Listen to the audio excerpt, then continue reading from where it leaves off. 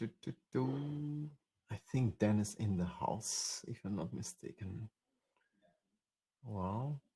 Oh, Dan. Hello, Dan. Sorry for keeping What's you. up? It's so good to see you. After all these years, we actually get to see you hang out again. How are you? How are you doing these days? All right. A little hungry, but other than that, I'm doing all right. Okay. Yeah. Well, I heard there's a ice cream truck at around the conference venue at this point. So if you Excellent. happen to have something in the fridge, maybe you could just pick up something. I don't know. Cool. We'll But duck out during a break. yes, but I think we're not going to talk about ice cream just yet. Thanks to everyone for joining. I think we'll have more people coming in just a bit. Dan, I have a lot of respect for all your work, and you've been kind of in this industry for a while now as well, working with all kind of projects. And so, who to ask about things that really burn inside me than you? I mean, I have to ask you, because this is the thing that I always get wrong. And I think that this is also a thing that many people get wrong. And that's a question about pricing and estimates, how to get things just right, not to, not to waste time, and not to also, work extra hours for the same amount of money. And dear friends joining us, please feel free to drop in your questions in the chat, because this is about your questions, not my questions. But that one thing, Dan, do you have a golden recipe, a golden formula for perfect pricing and perfect estimates? What's your workflow like? It is to make sure that your customer is profitable. The goal is to make sure that they at least the amount that they are hiring you for, if not make more for them. They should always make more money than you do. Right. So how do you make that happen? Like, what is your process, or how do you, probably heavily depends on the project, right? Obviously. But I think I can normalize some of the process. It's really about asking questions, because in order to find, for even just that base level, in order to find out how my client can break even, well, I need to know what the break even point is for them. So I have to ask them, how much are you spending on this? How much are you going to lose? How much are you going to cost? Like, how much is it going to cost? What happens if you don't do this? What happens if you do it? What happens if it succeeds? What happens if it fails? Like, all of those things are context for how you can price the moment between you and your customer or your client. Right. But then when you have let's say, a customer coming in and telling you, hey, we need to design the site. This is like a bigger thing. It's maybe a bigger redesign. I don't know, like, TechCrunch redesign. How do you even assess the complexity of it? Like, how do you break it down to something like manageable amount of chunks, man hours, or anything of the kind? Later. So I think I like how this session is titled, because it's entitled Pricing and Estimates, because those are two separate things. And I think that's also a good order for it too, is you don't estimate and then base a price on that. You instead price the project and then you estimate it, and then you see, can your estimate fit within the price that you have? So I think that's what I like about this session, is that it is appropriately contextualized in that way. I don't worry about hours until after I find out what the value is. So my process is, I ask the client lots of questions until I understand the value of the work to them. So whether it's a TechCrunch redesign, or it's like, a friend from my kid's school wants a website for their lawn mowing business, whatever the scale, doesn't really matter. What I try to find out is, like, what do they get out of it? Like, what do they, is it an e-commerce shop that's going to make $1 million more through my work? Is it is it my lawn guy who can get, 10 more customers a month? And what is that worth to them? And then that's the value of the job. And then after I understand so for example, my local lawn guy, he's like, I charge people $100 and I want 10 new customers. So he stands to make $1,000 from my work. So then so that's the amount of value that can be created. And I'm not going to take all the $1,000, right? Because he wouldn't agree to that. I might take some portion of that, to say, all right, well, would he invest $100 in order to make another 1,000? And then my job is to go, okay, if he's going to pay me $100, what can I do within $100? Can I build a full website? Can I build half a website? Can I hire people? Do I have to do this by myself?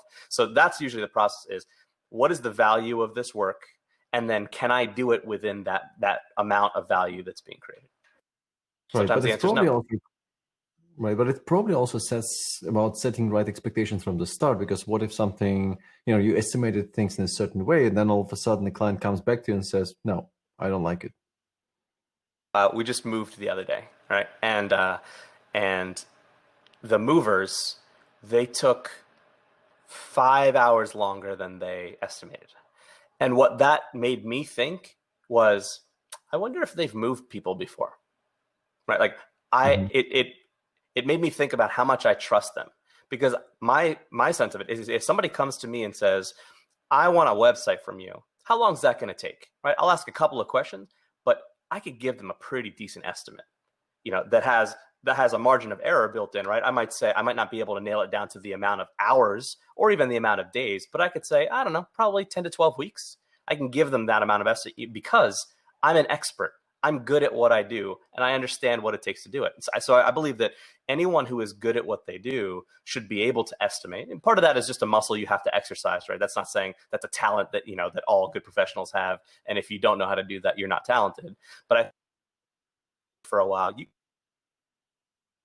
park, even your rough guesses is going to have some context with it. So, if you're wildly off on your estimate, that probably means you missed something, or it probably means maybe you're not as good at the thing that you're pricing as you want to, and that should be. Right. But then what's your process actually if somebody actually says, you kind of follow your process and you kind of feel quite confident about the way, the number of hours and number of days and all. But then in the middle of a project, all of a sudden the client wants a very different direction, or they're not satisfied for some reason. Do you just add some extra hours to satisfy the request, or do you just say, hey, you will have to pay extra? How do you manage that situation? For a sec, because I think there's an assumption in the question that you've got that I'm like, oh, actually that assumption is not true, which is that you're assuming that I've given the client an amount of hours. I can't tell you the last time I've given a client an amount of hours that I'm going to do a thing in. When a client buys a service or buys, whatever it is that they buy from us, we say, this is what we're going to deliver. We're going to deliver a particular goal. And then it's on us how long that takes. If it takes longer than expected, you're not going to get charged any more. If it takes shorter than expected, you're not going to get charged any less. So really, that's what you're buying. You're buying this outcome. And so I can't remember the last time I've given oh yeah, that'll be 56 hours. And then they come back and change something. Oh, it's going to be 62 hours. Like, it's just too granular of a level of detail. So I want to address that kind of in the question, is that I almost never will deliver an amount of hours to a client. So if a client comes back and changes something and says, oh, could we add this one feature? The first thing I'll do is I go, does that change the goal? Does that change the outcome that we already promised to deliver? Sometimes it doesn't, so the client could say oh, could we do, this one thing? And I'm like, well, I priced the outcome. I priced getting them, an increase in sales or whatever that is. And that feature seems to not affect it. It might just mean we have to put one more week of work into it, but that's fine, And so that's the conversation we'll have with the client is, yeah, I mean, we could do that. It'll take another week if you're cool with that, but I know that your deadline was fixed. So do you want to elongate it? And sometimes clients will say no, and sometimes they'll say yes. But because we're pricing on the outcome, our margins aren't so thin that it's oh, another 6 hours, that's $600 that we're missing out on, or whatever. Our margin, Right. our margins are healthy enough that an extra week, fine, or if we come in under a week, that should be fine as well. So this model of pricing is called value pricing, right? And value pricing is not about doing a quantity multiplication of this amount of hours times this rate equals this thing. Because when you do that, your margins are so thin that you have to nickel and dime, right? And that's the thing that the movers did to us the other day. Oh, you have 2 mirrors? Oh, we got to charge you an extra $10 for this extra piece of padding. And I'm like, can you just charge me at the end, please? Every minute was oh, you don't have an elevator in the building? I mean, that's going to be, every Right. single thing was nickel and diming, and it was annoying. I didn't mind paying the price if they would have just said to me, this is the price that it's going to be at the end of it. I'd be like, all right, cool. But it was just that they had to every minute was change and change and change and change. It eroded my trust in them as a service provider. And that's the thing that you're trying to avoid is you want your client to trust you in what you're doing and pay appropriately for that. And then all the details are left to you to figure out. Right. Interesting. So there is a very common thing that you will hear quite a lot. If you want to keep your clients happy, you will kind of, cheat a little bit by under promising and over delivering. And I know, I have a feeling at least, that you're really very much an opponent of that. So I would like to hear your opinion on that. But just before we do, Alfred is wondering about your take on Chris Du's ways of pricing. Frankly, I'm not familiar with it, so maybe Alfredo, you could, or you want to take it on then. I know a little bit about Christo and the way that he prices. I think he's awesome and he's super smart and he's helped a lot of people. I think we share some of the same values in term, or that's a weird pun. I think we share some of the same approach in how we price things in value pricing.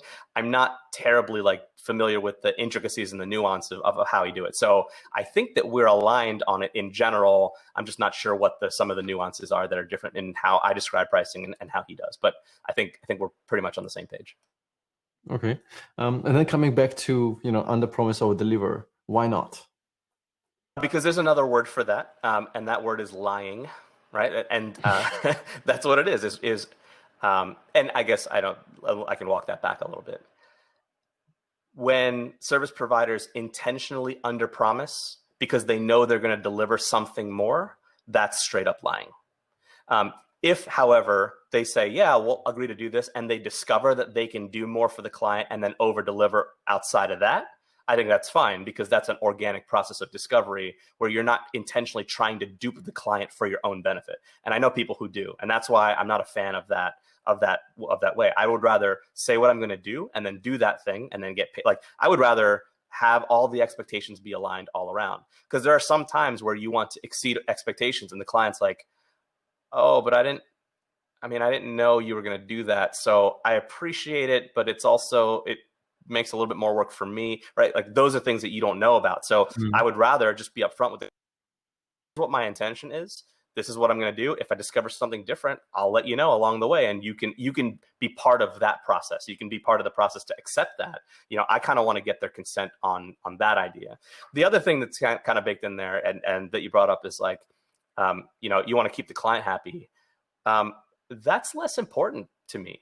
That's not to say that I want clients to be upset or anything like that, but they're not hiring me to make them happy, or at least not directly in that way. They're hiring me to do a thing for them. So I want the transaction to be about, are we able to achieve that thing for them? If they're happy with that, that's great. But I know a lot of service providers will bend over backwards to make the client happy, or the other side of that is to not make the client angry. And that's a really tough way to do business. I mean, that's a real, you are then subjecting yourself to the client's whims instead. And I think every good transaction should be equal, right? It should be both parties sharing risk, both parties bringing something to the table, and both parties being able to bring something away from the table too. So I think that is the best kind of partnership that I try to strive for. Is they appreciate what I'm doing, I appreciate what they're doing.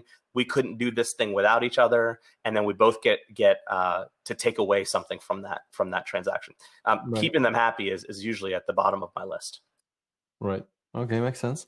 But then along the way, as you're having this kind of partnership and you're working, collaborating to, deliver a product and, create a good product, create a good result, sometimes things go sideways and not as well as expected, I guess. I'm wondering what your crisis management situation is like. So what do you do when you encounter a thing where, it just really doesn't go well? Meaning, for example, then all of a sudden the client really wants something entirely different and they change their mind, they change the scope, or even, maybe it's slightly different. Maybe they don't want to change the scope. It just takes them forever to get back to you. And, maybe it's a large organization, anything of the kind, but then you still need to maybe plan ahead of time in your schedule to move on with the project. So do you have some sort of a discussion up front where you say, hey, this is the expectation, this is how we're going to work? Or are you flexible there? What is it like? That discussion up front is called a contract, and so that's the thing. All of those things are provided for in our contract, and we add to that contract over time as we learn things about what clients do and don't expect, and all of that kind of stuff. And so one of my favorite phrases that I like to use, this is both in design process as well as sales, all the stuff, and then in personal relationships too, is I like to use the phrase, remember when we decided that? So I like to have prior agreements with people that we just then carry out, right? That everybody, and this kind of relates to the previous question.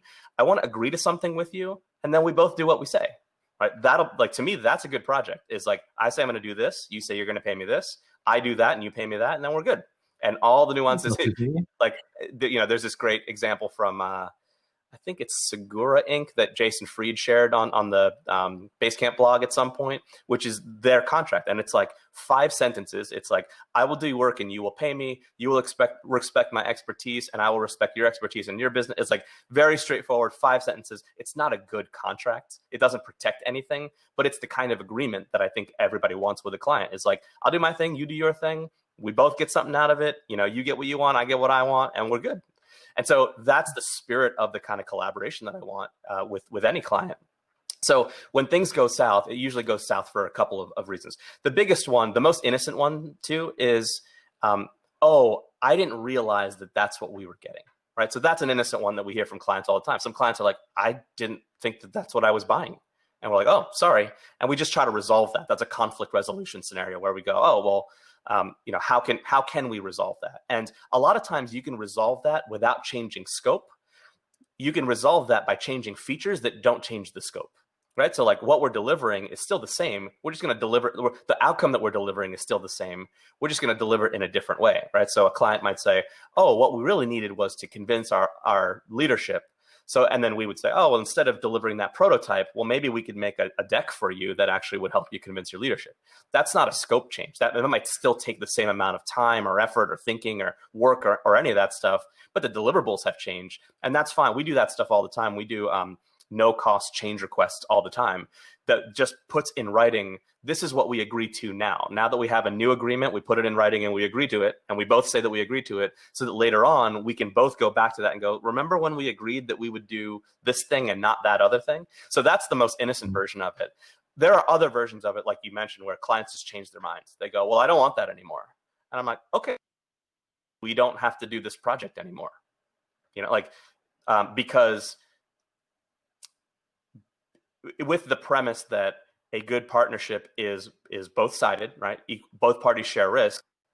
I can't guarantee that if you change the scope that we're going to be available to do that new scope.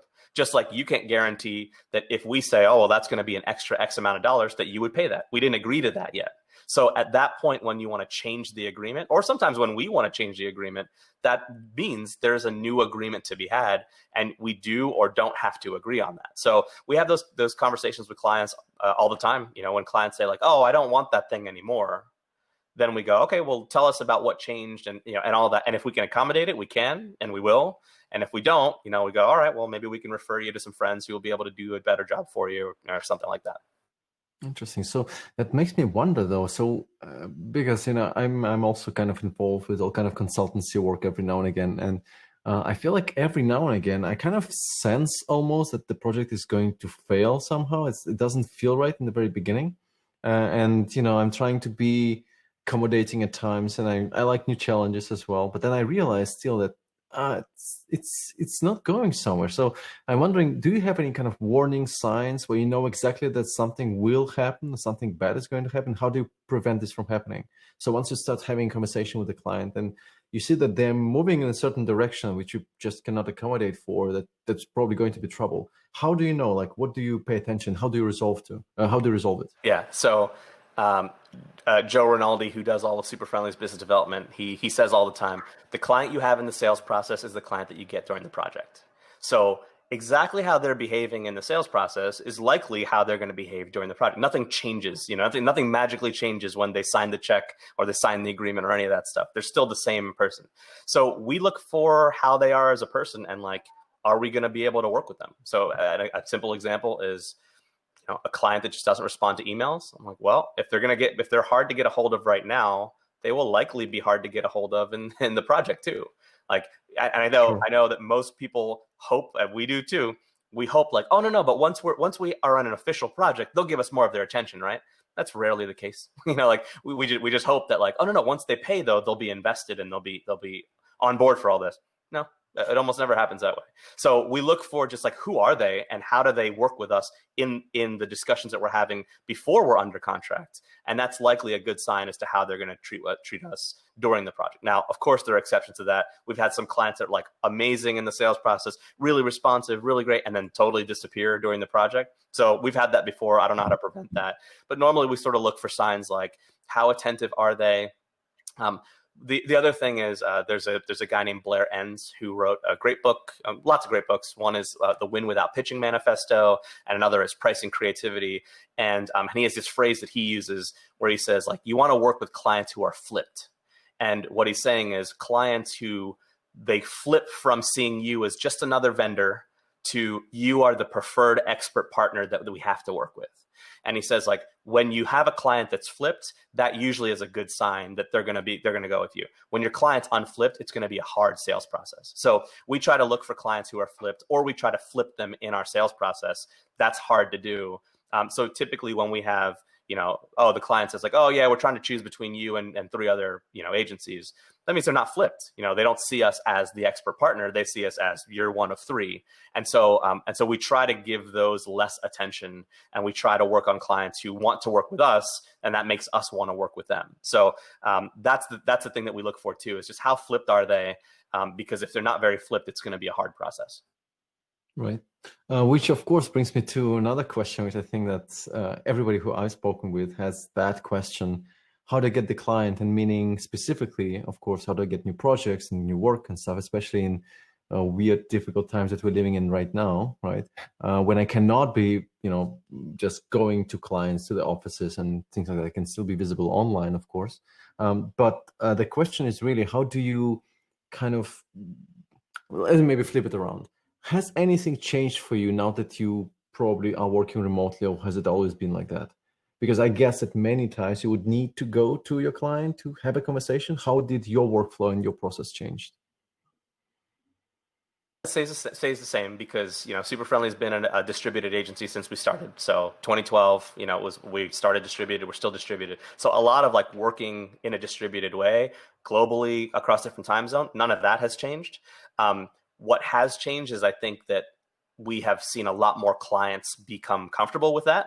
So when we started in 2012, like lots of clients were like, if you're not nearby, we don't know how we could work with you. And now a lot more clients are like, oh yeah, we get it. We have remote teams and we, all that stuff too. So I think that the world has changed, and that has helped us, be more positive.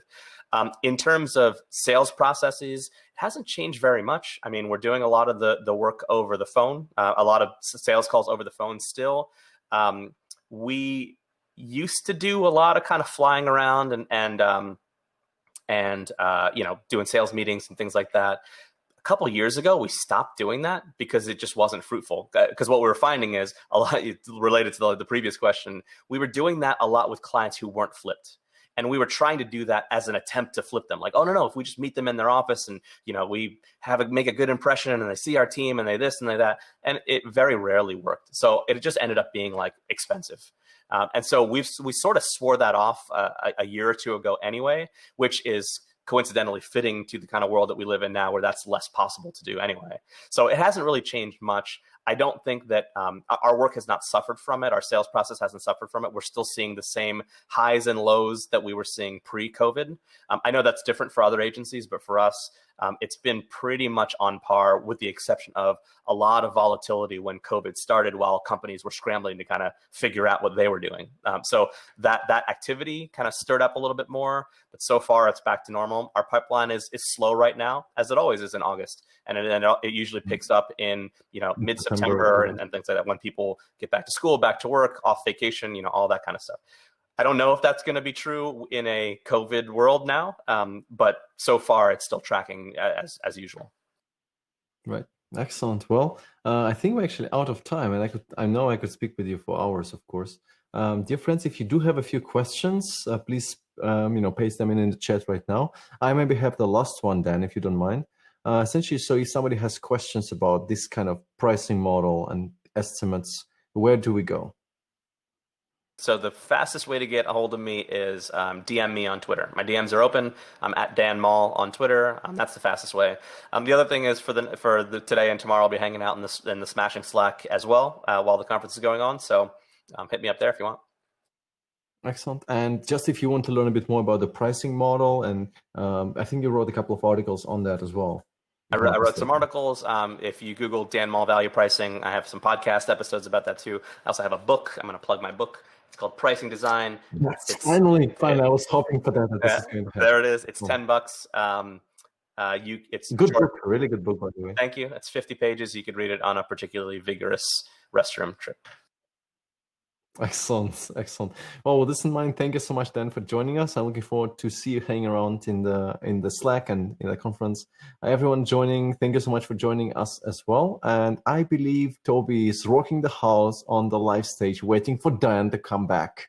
So let's then come back. Thanks everyone for joining, and see you very soon. Bye bye, Dan. Thank you.